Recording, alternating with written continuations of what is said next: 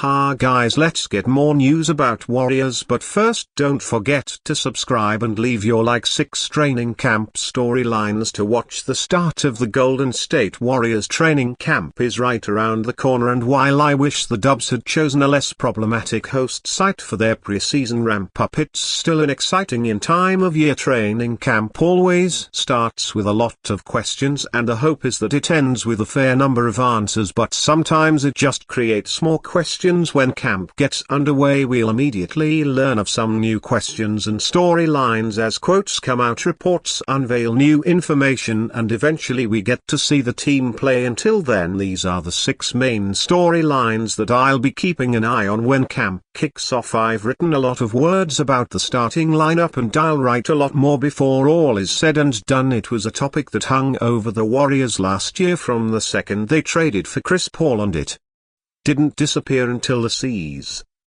ended with Paul and Klay Thompson donning Southwest Division jerseys. The starting lineup will likely have less drama this season, but with the season opener just 34 days away, it's entirely unclear what the starting 5 will look like, and there are about 5 million sub-questions that will determine the answer to this primary question. Do the Dubs want scoring, playmaking, or defense in the backcourt next to Steph Curry? You can make a strong case for starting any of Brandon Podimski, Moses Moody to Anthony Melton, Kyle Anderson, or Buddy Hield across from Curry. Do they think Andrew Wiggins has returned to form, and if so, do they think he is compatible alongside Jonathan Kuminga? Do they view Kuminga strictly as a 4 again, or are they comfortable playing him at small forward? Do they want to play big or small out of the gates, and if the former, do they prefer the offensive versatility of Tracy Jackson-Davis or the defensive anchoring of Kevin Looney? Last year was a confusing and sad season for Wiggins. Just 2 years after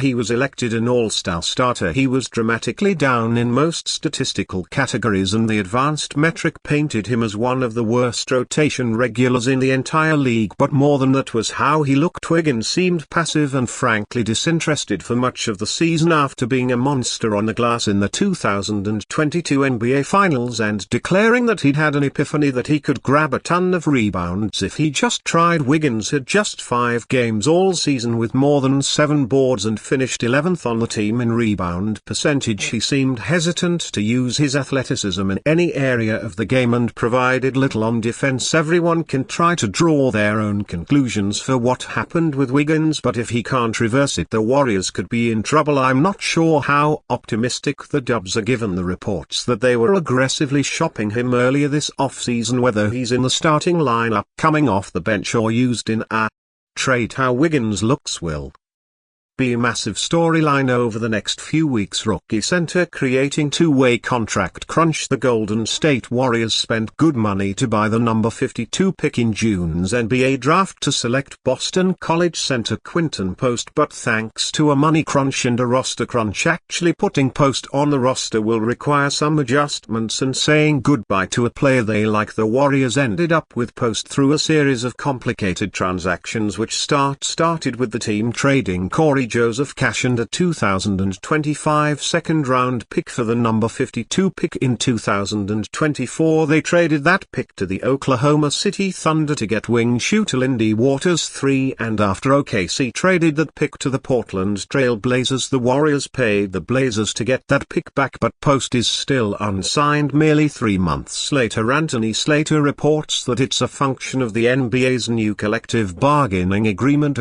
by buying the number 52 pick the Warriors were hard capped at the second luxury tax apron. Then, when they executed sign and trade deals for Buddy Hield and Kyle Anderson, they were hard capped at the first tax apron at $78.19. Post on the roster next year, and all their actions indicate that they do. The only way they can do so is by giving him a two-way contract. Presumably the Warriors already agreed to this before they drafted Post, but the team already has 3 players under two-way deals. There's Pat Spencer, the college lacrosse superstar who spent the last 2 seasons with with the Santa Cruz Warriors and earned a two-way deal last February. There's defensive-minded point guard Reese Beekman, a tough defender and excellent athlete whose weaknesses are his lack of height and shooting ability. Finally, there's Quinten Post, a summer league standout who plays shooting guard and small forward. The presence of Post is going to mean that one of those players loses their two-way deal. Golden State has plenty of time to evaluate players in training camp before finalizing the decision. Before the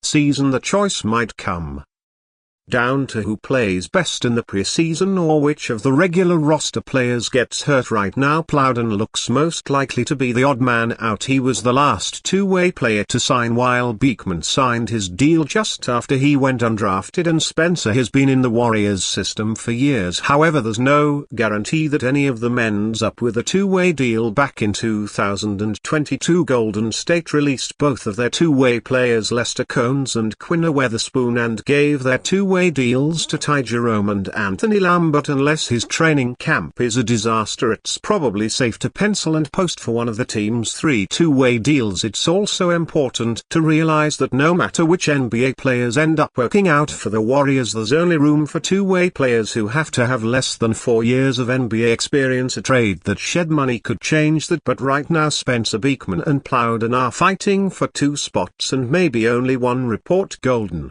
State Warriors still interest. In Milwaukee Bucks Giannis on Mo. The Golden State Warriors failed to qualify for the playoffs last season. Meanwhile, the Milwaukee Bucks and Giannis Antetekounmpo qualified for the playoffs for the 2nd consecutive season, but they failed to get past the first round. Ever since the 2021 NBA title, things have not been smooth sailing for the organization. There have been many rumors floating around Antetekounmpo being traded to another team, but those feel like they are a bunch of nonsense. The Golden State Warriors still want to compete for NBA championships and not rebuild as long as Steph Curry is on the roster. Truth be told, Golden State is not an NBA title contender with the roster they have now, especially with Klay Thompson leaving for the Dallas Mavericks in NBA free agency. The Athletic's Sam Amch went on to the TK Show podcast. The only chance he has of heading to the Warriors is if he requests a trade and if things go completely wrong with the Bucks. Amch said one that I think is just always going to be monitored around the NBA is if the wheels fall off the Bucks. We know that Joe Lacob has had dreams of Giannis coming the Warrior way for a very long time again, but Chris Middleton is going to be a free agent next summer. I think Giannis is worth monitoring. Middleton will have a player option after this season. If he declines his player option, Chris Middleton will then become a free agent. If not, then he will be a free agent after the 2025 to 2026 season. And you, fan, what do you think of the situation of Giannis Antetokounmpo? Leave your opinion in the comments.